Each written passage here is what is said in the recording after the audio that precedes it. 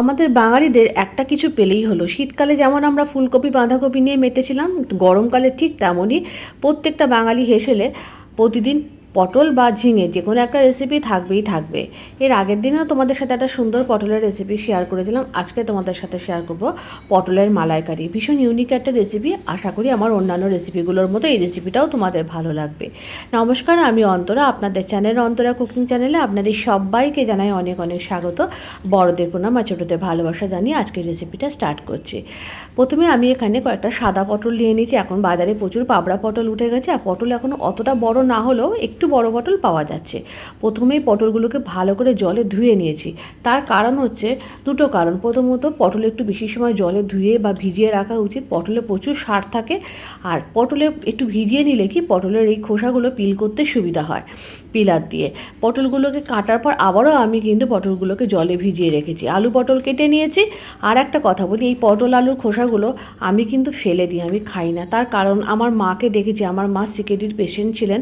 আমার মাকে আমি চোখের সামনে দেখেছি কিডনি অসুখ যাদের হয় তাদের কত কষ্ট, তারা কত কিছু খেতে পারে না। আর এই খোসাগুলোতে না সব থেকে বেশি সার থাকে। সেই জন্য আমরা খোসা বাটা ভর্তা খাই ঠিকই, কিন্তু এগুলো না একদম খাওয়া শরীরের পক্ষে মানে অপকার। আমি বলছি না যে তোমরা খেও না, কিন্তু আমি খাই না, আমি এগুলো ফেলেই দিই। চোখের সামনে আমি দেখেও আমি এগুলো নিতে পারি না। অনেকেই আছে ঝিঙে পটলে ভর্তা খায়, বেটে খায়, খেলেও আমি এগুলো খাই না, আমি এগুলো ফেলেই দিই। তারপরে এখানে এই তরকারিতে দেওয়ার জন্য যেটা মূল উপকরণ, নারকোলটাকে ভালো করে কেটে টুকরো করে নিয়েছি।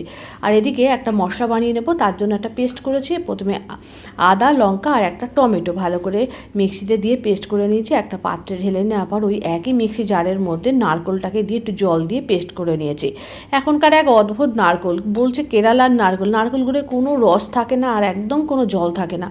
নারকোলটাকে ভালো করে এরকম মানে পেস্ট করে নেওয়ার পর তারপর জল দিয়ে নারকোলের ভেতরে দুধটাকে ভালো করে এরকম করে নিংড়িয়ে বার করে নিয়েছি। আর এই যে নারকোলের যে ছিবড়েটা, এটা কিন্তু ফেলবো না, এটা দিয়ে নারকোলের বড়া তৈরি করে খাবো।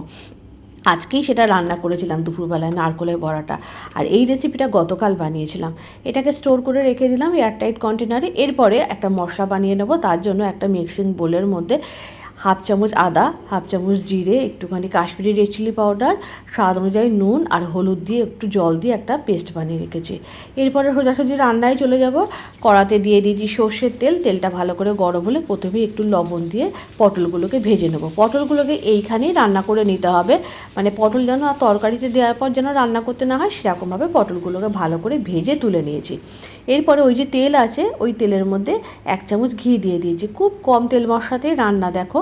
আর তারপরে ঘিটা বেশ গরম হয়ে গেলে এর মধ্যে দুটো শুকনো লঙ্কা, অল্প একটু লং দিয়েছি, অন্য কোনো গরম মশলা দিইনি। আর একটুখানি গোটা জিরে দিয়ে ভালো করে আলুটাকে ভেজে নেবো। এতে হয় কি, তরকারির মধ্যে না পুরো ফ্লেভারটা থাকে এই মানে গরম মশলার। ভালো করে আলুগুলো লাল লাল করে ভাজা হওয়ার পর এর মধ্যে টমেটো, আদা, লঙ্কার পেস্টটা দিয়েছি। তোমরা এটাকে আমিষভাবেও করতে পারো। আর তারপরে একটু কষিয়ে নেওয়ার পর যে মশলার পেস্টটা করে রেখেছিলাম গুঁড়ো মশলা, সেটা দিয়েছি। আর একটু পাত্র ধুয়ে জলটাও দিয়ে দিয়েছি। দেখো ভালো করে কষিয়ে নিচ্ছি। এরপরে এর মধ্যে গ্যাসের ফ্লেমটা আস্তে করে দিয়ে দিয়েছি নারকেলের দুধটা। অবশ্যই গ্যাসের ফ্লেমটা আস্তে করে দেবে। যে কোনো ধরনের দুধ গরমে দেওয়ার সময় কিন্তু একটু কেটে যাওয়ার ভয় থাকে। সেটা গরুর দুধ হতে পারে বা নারকেলের দুধ। অবশ্যই গ্যাসের ফ্লেমটা আস্তে করে দেবে।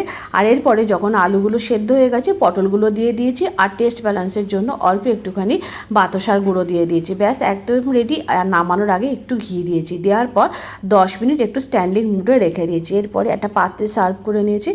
আজকের রেসিপিটা কেমন লাগলো, এই আলু পটলের মালাইকারি, অবশ্যই কিন্তু কমেন্ট করে জানাতে হবে। এরকম নিত্য নতুন রান্নার আপডেট পেতে অবশ্যই অন্তরার পেজের সাথে যুক্ত হবে। আর আমার ইউটিউব পেজের নাম হচ্ছে বেস্ট টেস্ট উইথ অন্তরা। অবশ্যই তোমরা চ্যানেলটাকে সাবস্ক্রাইব করে আমার পাশে থেকো। আজকের রেসিপিটা কিন্তু গরম ভাত, রুটি, পোলাও, পরোটা যে কোনো কিছুর সাথে ভীষণ ভালো লাগবে। কেমন লাগলো রেসিপিটা জানিও, আর অবশ্যই কিন্তু ট্রাই করো। আর অবশ্যই একটা লাইক আর কমেন্ট করে দিও।